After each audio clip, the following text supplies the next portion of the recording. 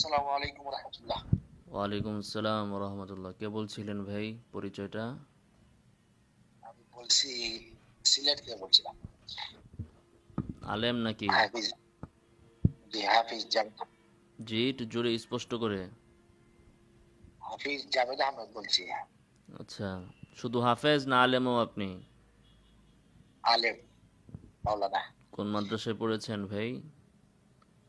এই তো সিলেটে সরকারি আলিয়া। সরকারি আলিয়া মাদ্রাসায়।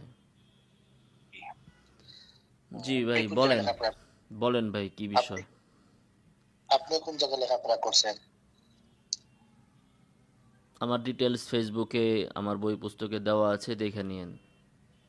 যোগাযোগ তো আপনি আমি করেছেন, দেখে তারপরে আবার যোগাযোগ করেন না হয়। বলছিলাম যে আপনি যে বলছিলেন আইনুদ্দা হুজুরের সাথে বাহাসের জন্য, সেই বিষয় নিয়ে আপনার কাছে কিছু কথা বলতে চাই। বলেন, কি বলবেন আপনি বলেন।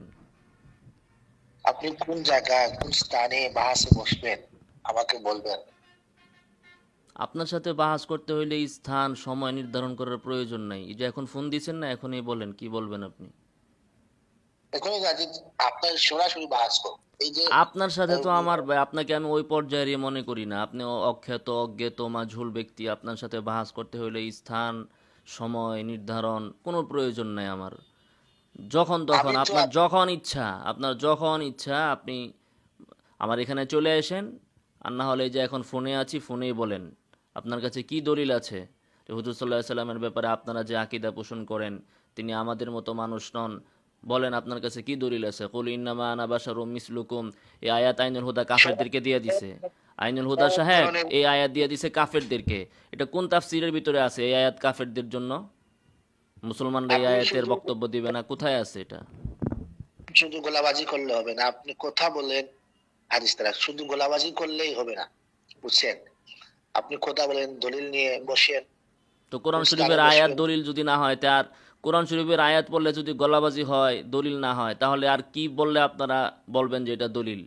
এখন কি বেদ আপনি পড়বো না ঠাকুরমার ঝুলি পড়বো? তাহলে আপনি বলবেন যে না আপ- এটা গলাবাজি না, এটা দলিল। আমি তো বললাম কুল আপনার ইন্নামা আনা বাশারুম মিসলুকুম, দলিল তো আগেই দেওয়া আছে।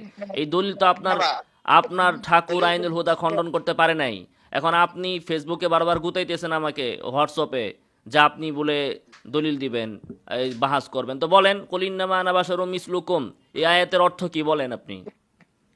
দলিল দেব আপনাকে বা বাহাস করব, কিন্তু আপনি আরে বাবা, আপনার বললেই না। সাথে আপনি তো বাহাস করার পর্যায়েও পড়েন না, আপনার সাথে কি বাহাস করব? বাহাস করতে হলে আইনুল হুদার উস্তাদদেরকে বলেন আমার সাথে বাহাস করতে। আপনার সাথে তো